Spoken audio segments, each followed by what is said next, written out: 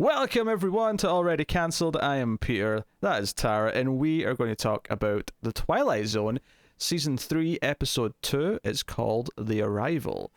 This episode features the arrival, as the title would imply, of an airplane that mysteriously lands at an airport without its passengers or even the pilots. Which does beg the question is, how did it land safely? To standard, was directed at the runway, parked where it's supposed to, did everything it was supposed to do. No passengers, no pilots, no staff, empty. And the episode, of course, then focuses upon the guy from the FAA who's there to investigate and try and figure out what has happened. Typically, they're called in to investigate malfunctions or crashes. This is obviously a bit weirder and a bit more surreal, but that's the gist of the episode, and obviously it takes some twists and turns and all the rest of it. So, Tara, what did you think of The Arrival?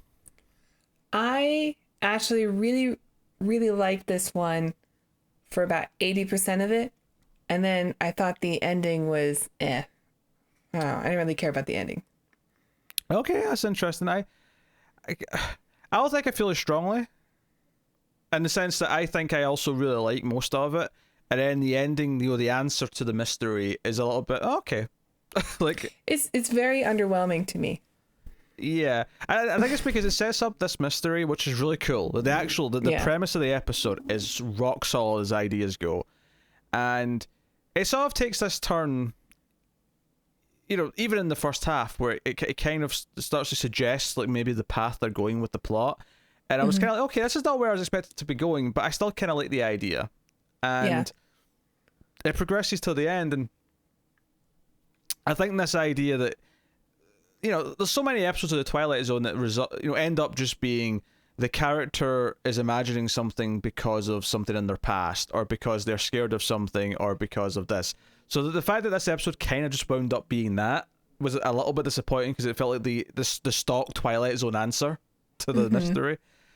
But everything before that I really liked.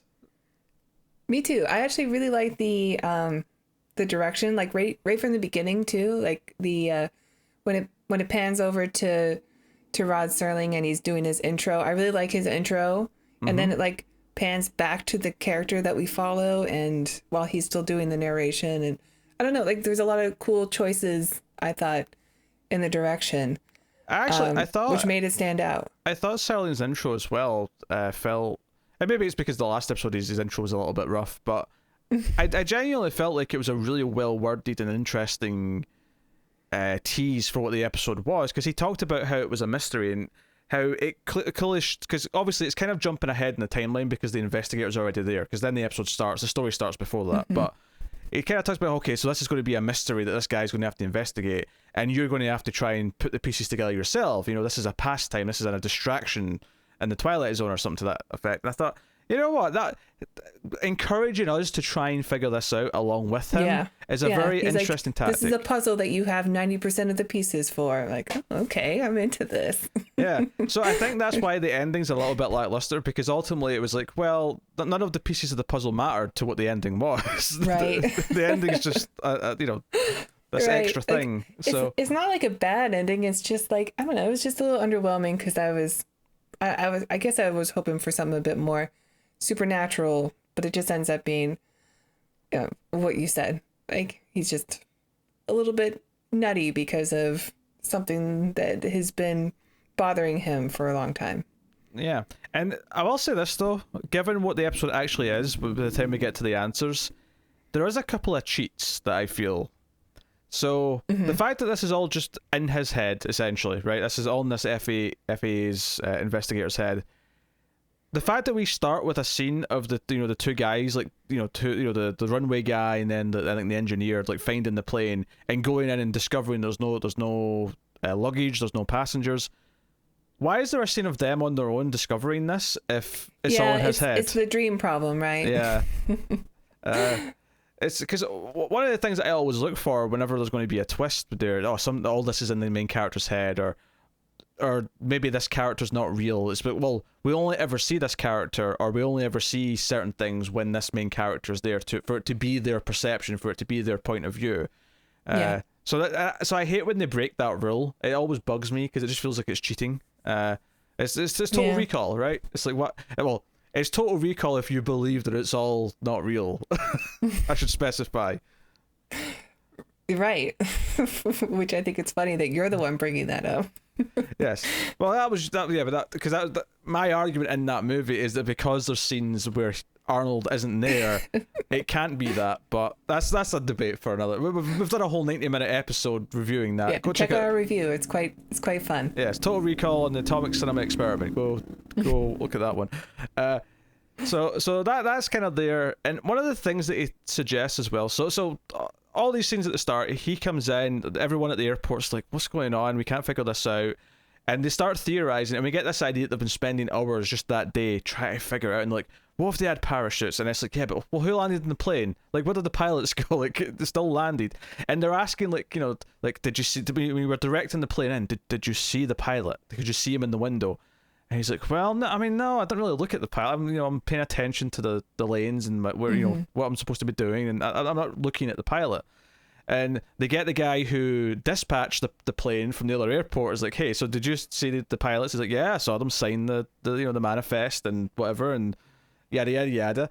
And so all this is very intriguing, right? Yeah. And I also love that you've also got the public. One of the main characters is this public relations guy who's like, okay, right, the press are like wondering why we're being so secretive. We're going to have to tell them something soon. We need to figure this out.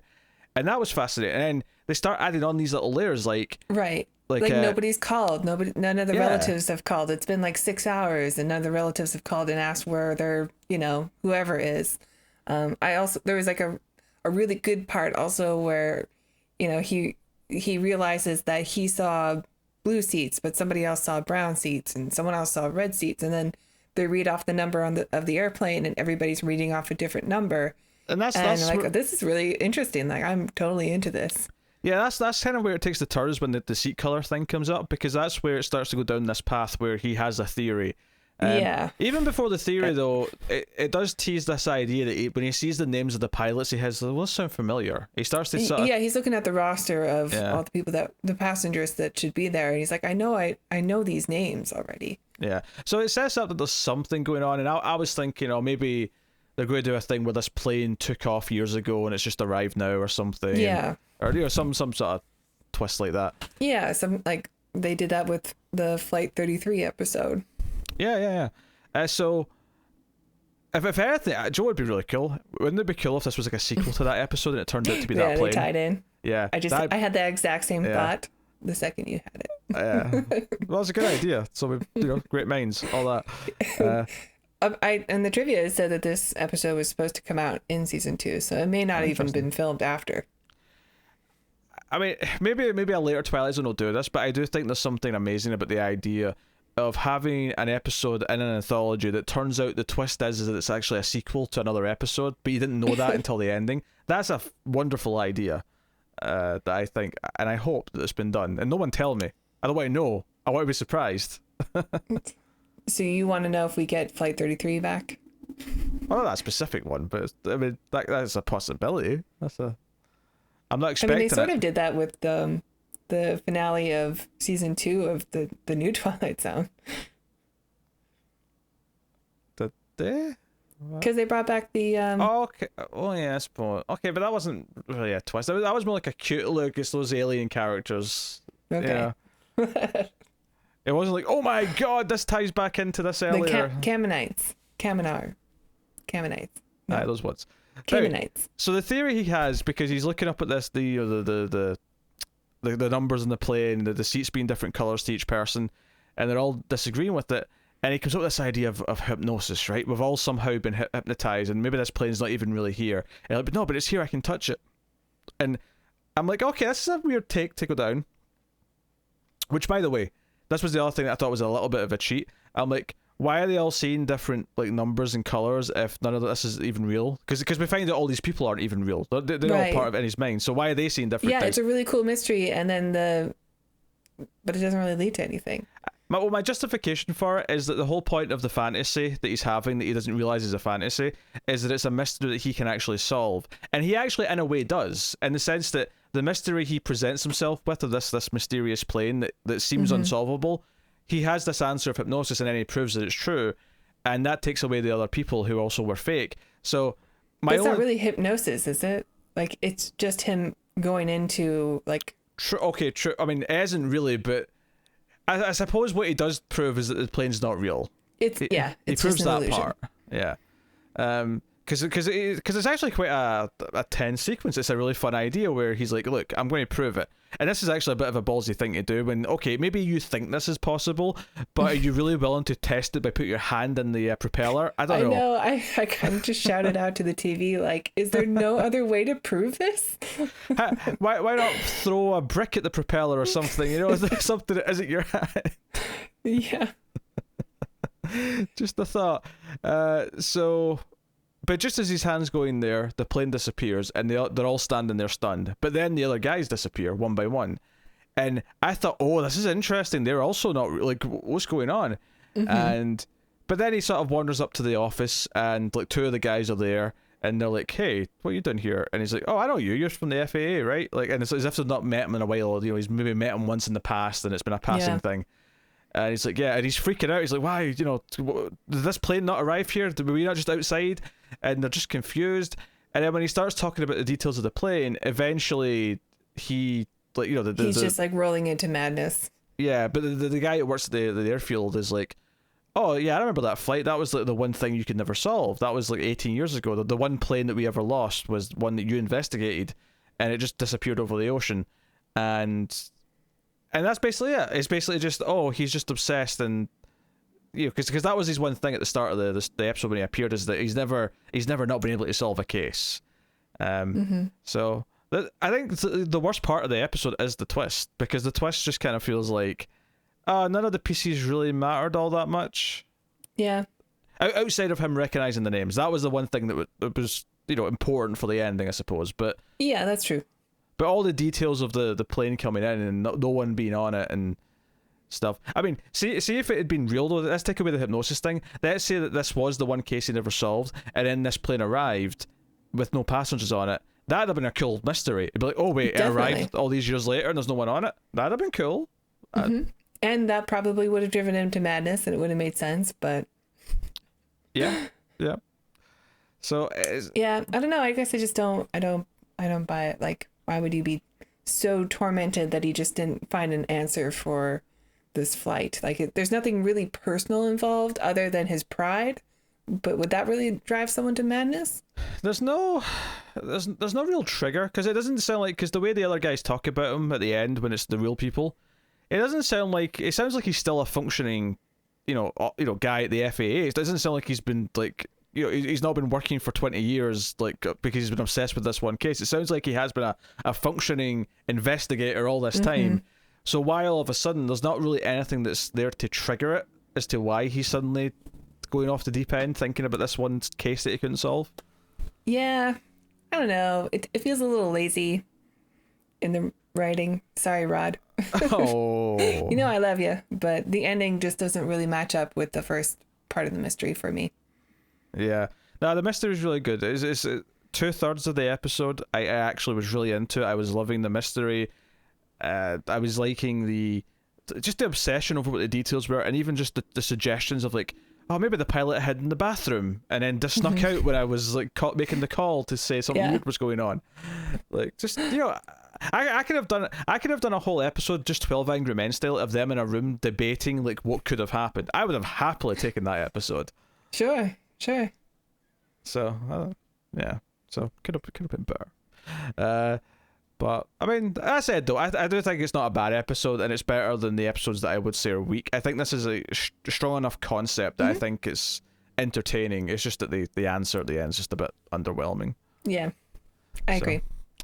But Rod Serling, of course, did appear at the end of the episode to tell us about the next one. I did not get it At all? I was going on CBS with the All Access, but it's not on mine.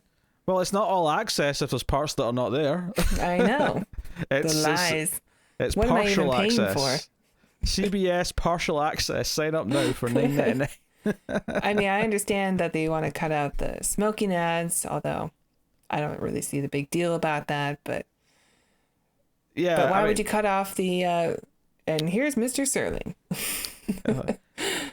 So here's it's called The Shelter, and he talks about how this is a very personal, close-up story. It's not as like fantastical. It's more of a character drama. Ooh, And I'm into it. here's the description. And I mean, the description. It made it actually. Sometimes when he describes what then, Whoa. It's got a high rating. yeah. Sometimes when he describes an episode in the sort of the next time on, sometimes it feels like he doesn't really get to the heart of what the story's about. He'll be vague and say, "Oh, there's like, it involves a clock or something." Like it'll be like, okay, Yeah, could be he anything. always says who. Well, maybe not always, but he usually says who is starring in it. He didn't in this one. Now that you mentioned it, but he made it pretty clear what this was about. But I'll read the IMDb description just to make it clear for everyone. A suburban dinner party is interrupted by a bulletin warning of an impending nuclear attack. As the neighbors scramble to prepare themselves, they turn against the one family that installed a permanent bomb shelter. All right. Yeah, that does sound like a good concept. That sounds like... I don't want to do it because I don't want to spoil it for anyone, but I think I can guess the ending of this. I've got an idea in my head what the ending is. Okay. And I could be completely wrong, but I'm thinking of what the Twilight Zone ending of this could be. And I mean, we had a similar sounding episode to this before involving nukes. did we? Yeah. Third from the Sun? Oh, okay, yeah. Oh, I don't think it's the same ending as that. I don't think I don't think it's going to turn out we're not. Yeah, none of that. That's not what I think. It's simpler than that.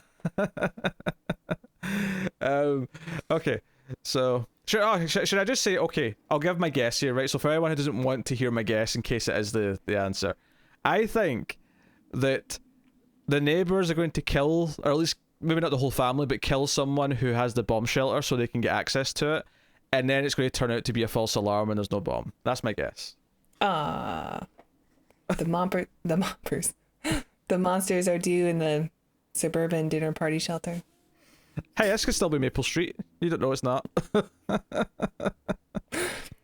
I like it. I like a dark ending. So yeah, we'll see if the one they wrote is better or the same. Yes. But I will... Joe, it's funny, just so you talk about Maple Street there. I was like, Nightmare on Elm Street. They should have called that Nightmare on Maple Street and see if they could get away with it. It's just, maybe they wouldn't get sued. I don't know. But yeah, that's the shelter, so that's the next episode, so we'll see for that next week. Let us know what you thought of this one, though, in the comments, and hit the like button. Like button is super important. It's the easy and free way to support us, but you can support us for some monies too, can't they, Tara? Sure. If you'd like to check out our Patreon page, it's patreon.com/MalifustTV, and donating as low as $1 per month will get you access to bonus episodes of other shows we do, including ACE, the Atomic Cinema Experiment, which is our science fiction movie review show, where we will be reviewing The Omega Man soon, which is the same director as this episode, Boris Sagal, so that I should probably mention that. And by this episode, you mean the one we just reviewed, not the one we were just talking about for next time? Yes. I mean, I knew you meant that, but I was just clarifying for the audience. Yes, Boris Siegel, father of Katie Siegel. Yes. Which Tara told me before it started. I didn't know that. Yes. And he also has an unfortunate coincidence in this episode. Well, I would start. I would start by saying he has a very unfortunate death. It just so happens that, ironically, is foreshadowed in this episode of the Twilight Zone. Yeah. Pretty weird. Yes. But I don't know. You guys can look it up. I don't want to talk about it. It's dark. No, I'm going to tell them. No, you brought it up. I have to tell them. Okay, so he unfortunately Boris Sagal died while he was filming a World War III miniseries. He walked into a rotating blade on a helicopter and got partially decapitated and died in the hospital later. But I mean, it's just kind of coincidence because somebody was walking into a propeller in this episode that he directed. Yeah, I'm imagining, not to make light of it because obviously it's a tragic death, but I'm imagining that scene in Dawn of the Dead where the zombie walks under the helicopter blade. Yeah. It's the first thing that pops out of mind when you say walking into a helicopter propeller. Yeah. It's pretty awful. God. Yeah. Well, now we've ended on a downer. Thank you very much for for joining us. Did you do the Patreon plug? Yeah. I think you did, yeah, okay. So, yes, also catch us on Twitter at mailed_fuzz for channel updates, but otherwise that is us. So thank you once again for watching or listening. We always appreciate it. Keep watching TV, guys, in the Twilight Zone.